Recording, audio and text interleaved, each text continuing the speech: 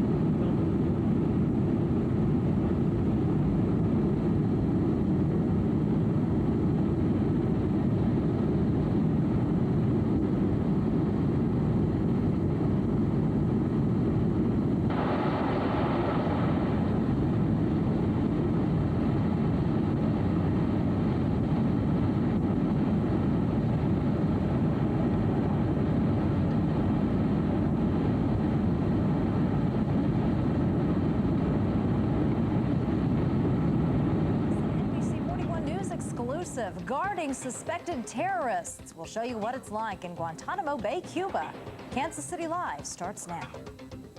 Tonight, hundreds of families in Kansas and Missouri are missing a mom, a dad, a brother, or a sister. They are soldiers playing a crucial role in the war on terror, a role that has taken them not to the Middle East, but an enemy nation, rather, much closer to home. NBC 41's Keith King recently traveled to Guantanamo Bay, Cuba, to find out more about what these soldiers are doing there. An interesting job, no doubt. It is an interesting job, a tough one, too, Sally. They are yelled at, spit at, they even dodge flying objects. That is what it's like guarding suspected terrorists. Detainees just moved from Camp X-Ray into Camp Delta. That's an indoor prison.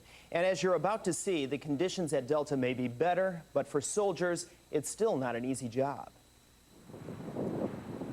Cuba, called the Pearl of the Antilles. It's the sunny Caribbean. It's nice.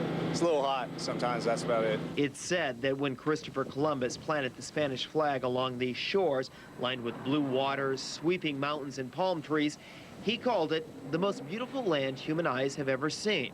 But that was long before U.S. troops planted the American flag along a watchtower and next to the razor wire that frames Camp X-Ray, a temporary home for 300 suspected terrorists. Very dangerous. They're terrorists.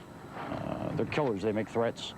We're very leery of that. We're very cognizant of that fact, and we're on our guard all the time. This may be the sunny Caribbean, but it's not scenic. Al-Qaeda and Taliban members sitting in their 8-foot by 8-foot cells that come with a cement floor and no toilet.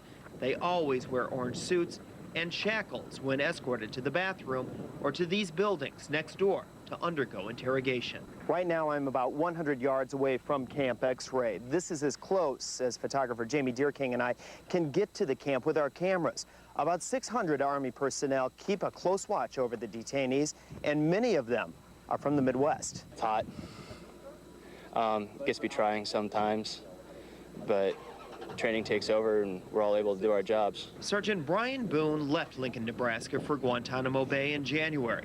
Like most military here, he gives few details about work and more about home. Worst thing about my job, Honestly, it's not being able to go home and have my dog on my bed at the end of the night. The soldiers have their orders. Do not talk to the prisoners, even if they shout obscenities or threats.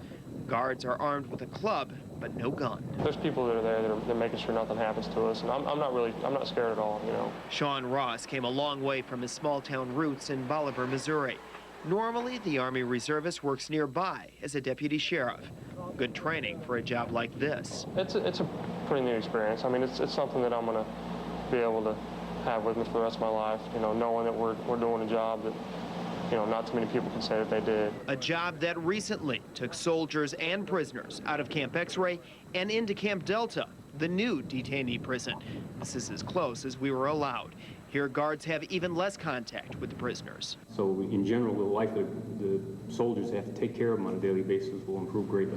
Camp Delta sits right along the coast. For American soldiers in Cuba, the sea can be a reminder of the beauty Columbus saw centuries ago and a sharp contrast to the ugliness that brings others here today. And one reason why it's safer for guards at this new prison is because of bathrooms. Each cell in Camp Delta has its own toilet.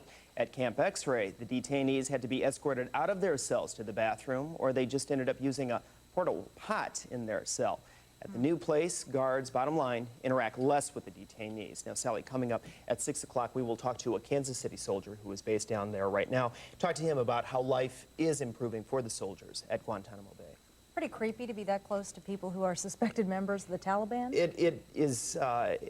It gives you an interesting insight once you actually go down there and see, especially when they were at Camp X-Ray. In many ways, Camp X-Ray is more or less like a dog kennel, the way it's lined up and open air, and much better, though, in this new location in Camp Delta. Well, we look forward to your reports. Keith, thank you very much. Very interesting. Hi, my name is Lance Corporal Jeffries. I just wanted to say hi back to the whole McDonald family in St. Joe, Mizzou. Hope I get there soon and get back to the Brown Bear and hang out with the fam for a little while. Go Mizzou. I just wanted to say hi to my mom and my dad. I love you a lot. My brother, my sisters, my little niece, my little nephew. I love you so much. Y'all take care while I'm gone. Tonight, an NBC 41 News exclusive. NBC 41's Keith King travels to Guantanamo Bay, Cuba, to bring back the story of Kansas and Missouri soldiers on guard at terrorist prison camps. Get a rare look inside. They make threats. They throw things at us. They're very, very dangerous people.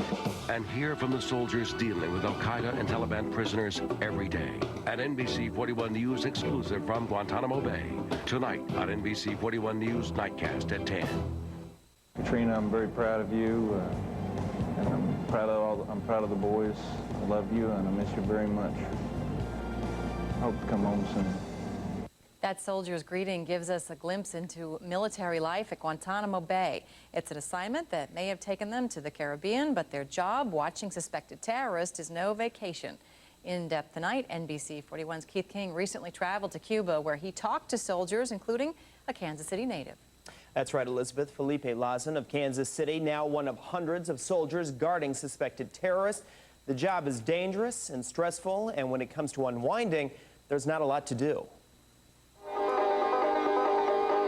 We got one stoplight here in Guantanamo Bay. At Guantanamo Bay's one radio station, DJs play parodies, poking fun at the pokey lifestyle. So don't you call us no one-horse town. Yeah, don't you never try to put us down. We got a stoplight right downtown here in Guantanamo Bay. In fact, now the stoplight is gone. Transportation is basic. This is Guantanamo's version of a metro bus line.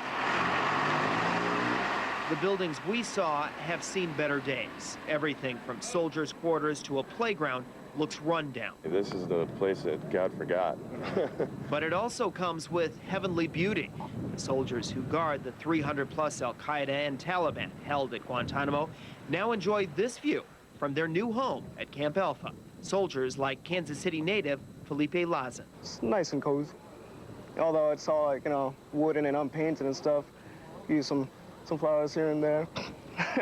The unpainted plywood buildings may look plain, but they're the Four Seasons Hotel compared to the old digs. This is Freedom Heights, next to Camp X-Ray, which used to house the Afghan detainees. It's not easy catching some winks in an unair-conditioned tent set in the Caribbean. So you might imagine the most popular feature at Camp Alpha. The air conditioning. Gives you a chance to get out of the sun. And the sun. it gets bad out here sometimes. When the sun goes down, the excitement picks up a little. We're told the outdoor movie theater gets pretty packed. There's a bowling alley and a couple of gyms. So we lift weights. They got computer centers. You get on there and chat with your family members, email. They got that free movie center. You watch movies and stuff, but other than that, there's not much. The scenery entices many to scuba dive. But the slow lifestyle in this postcard setting has some longing for the Kansas City scene. I mean, you have the blues scene there on the river.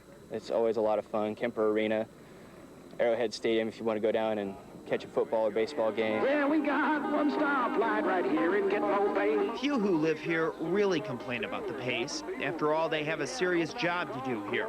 They just keep a good sense of humor. Don't put us down. We ain't freaks. We can't help it. We're unique. And this here song is tongue-in-cheek. All about Gitmo Bay.